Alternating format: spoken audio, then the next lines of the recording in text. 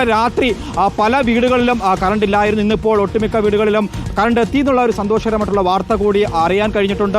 എന്തായാലും തലസ്ഥാനത്ത് ഇപ്പോൾ നെടുമങ്ങാട് മൂടിയിൽ അജിത്തിന്റെ വീടിന് മുകളിൽ ഒരു ആൽമരം വീണ് ഇപ്പോൾ അപകടാവസ്ഥപ്പെട്ടിട്ടുണ്ട്. അങ്ങനെ ജില്ലയിൽ 3 വീടുകളാണ് അരുൺ ഇപ്പോൾ മരം വീണ് അപകടാവസ്ഥയിൽ. മുബഷീർ, ഇപ്പോൾ വന്നുകൊണ്ടിരിക്കുന്ന ദൃശ്യങ്ങൾ കണ്ണൂരിലെ തവക്കലിൽ നിന്നുള്ള ദൃശ്യങ്ങളാണ്. SDRFന്റെ സംഘങ്ങൾ ഇപ്പോൾ അവിടെ എത്തിയിട്ടുണ്ട്.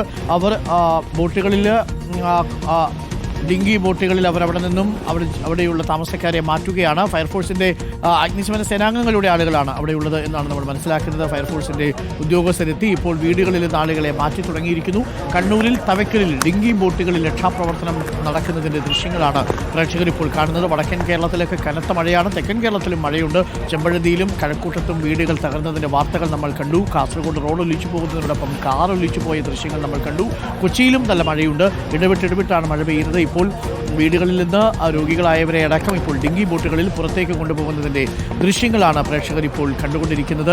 ഡിങ്കി ബോട്ടുകളിൽ രക്ഷാപ്രവർത്തനം നടത്തുകയാണ് അഗ്നിശമന സേനാ വിഭാഗത്തിൽപ്പെട്ടവർ. താഴ്ന്നയിടങ്ങളിലെല്ലാം വെള്ളം കയറിയിട്ടുണ്ട്. നദികളിൽ ജലനിരപ്പ് ഉയരുന്നുണ്ട്. പെട്ടെന്ന് പെയ്യുന്ന മഴ വളരെ പെട്ടെന്ന് വളരെ ശക്തിയായിട്ട് കുറച്ച് സമയത്തേക്ക് പെയ്യുക എന്നതാണ് ഇപ്പോഴത്തെ ഒരു രീതി. അതുകൊണ്ട് തന്നെ വെള്ളം കയറാനും മണ്ണിടിച്ചിനുള്ള സാധ്യതയുമുണ്ട്.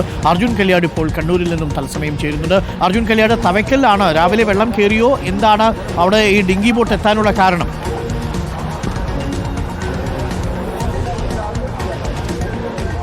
ഡോക്ടർ അരുൺകുമാർ, താവക്കര യൂണിവേഴ്സിറ്റിയുടെ ഭാഗത്താണ് ഇത്തരം വെള്ളം കയറി നിരവധി കുടുംബങ്ങൾ അല്ലെങ്കിൽ നിരവധി വീട്ടുകാർ ഇങ്ങനെ ഒരു ദുസ്സഹമായ സാഹചര്യത്തിലേക്ക് എത്തിയത്.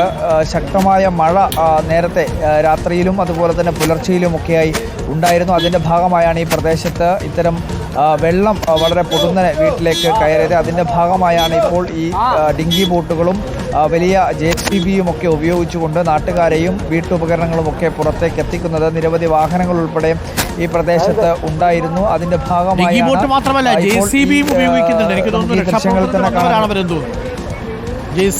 അടക്കം ആളുകൾ വരുന്നുണ്ട്. തീർച്ചയായിട്ടും JCB ഉൾപ്പെടെ ഉപയോഗിച്ചുകൊണ്ടാണ് അതിനുള്ള സംവിധാനങ്ങളൊക്കെ ഇവിടെ നടന്നുകൊണ്ടിരിക്കുന്നത്. ഇവിടെ കോർപ്പറേഷൻ്റെയും അതുപോലെ തന്നെ ഉന്നത ഭരണാധികാരികളുടെയും ഫയർഫോഴ്സിൻ്റെയും ഒക്കെ ജീവനക്കാർ ഈ പ്രദേശത്തുണ്ട്. കോർപ്പറേഷൻ മേയർ ഉൾപ്പെടെ നമ്മളോടൊപ്പം ഇപ്പോൾ ഉണ്ട്. ഇതിപ്പോൾ നിലവിൽ ഒരുപാട് കുടുംബങ്ങളുണ്ട്. ഏതാണ്ട് 5 കുടുംബങ്ങളോളം മാറ്റി പാർപ്പിച്ചിട്ടുണ്ട്. ഇനിയും 3-4 കുടുംബങ്ങളുണ്ട്. പക്ഷേ അവർ മാറി താമസിക്കാൻ തയ്യാറാവുന്നില്ല എന്നുള്ളതാണ്. അവരോട് സംസാരിക്കുന്നുണ്ട്. അവർ എത്രയും പെട്ടെന്ന് ഇവിടുന്ന് മാറ്റും. നമ്മുടെ ടൗൺ ഹയർ സെക്കൻഡറി സ്കൂളിൽ എല്ലാ സജ്ജീകരണങ്ങളും നേരത്തെ ആക്കിയിട്ടുണ്ട്. പ്രതീക്ഷിക്കാതെ ഒരു വെള്ളക്കെട്ടാണ് ഇവിടെ സംഭവിച്ചിട്ടുള്ളത്.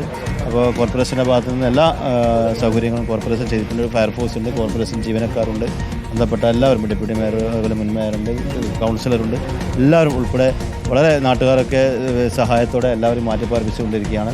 നമ്മുടെ ഉദ്യോഗസ്ഥന്മാർ, HIമാർ എല്ലാവരും ഒരു ആത്മാർത്ഥമായി പ്രവർത്തിക്കുന്നുണ്ട്. 5 കുടുംബങ്ങളെയാണ് ഇപ്പോൾ ഇവിടെ 5 കുടുംബങ്ങളാണ് ഇപ്പോൾ മാറ്റിപ്പാർപ്പിച്ചത്. ടൗൺ ഹയർ സെക്കൻഡറിയിലേക്കാണ് പോയത്. ഒരു കുടുംബം അവരുടെ നാട്ടിലേക്ക് കോയമ്പത്തൂരേക്ക് പോയി. ഒരു കുടുംബം പോയിട്ടുണ്ട്. ഇനി 4 കുടുംബങ്ങൾ ഇനിയും ഉണ്ട് ഇവിടെ. അവര് മാറി താമസിക്കാൻ തയ്യാറാവുന്നില്ല എന്നുള്ളതാണ് അവരുടെ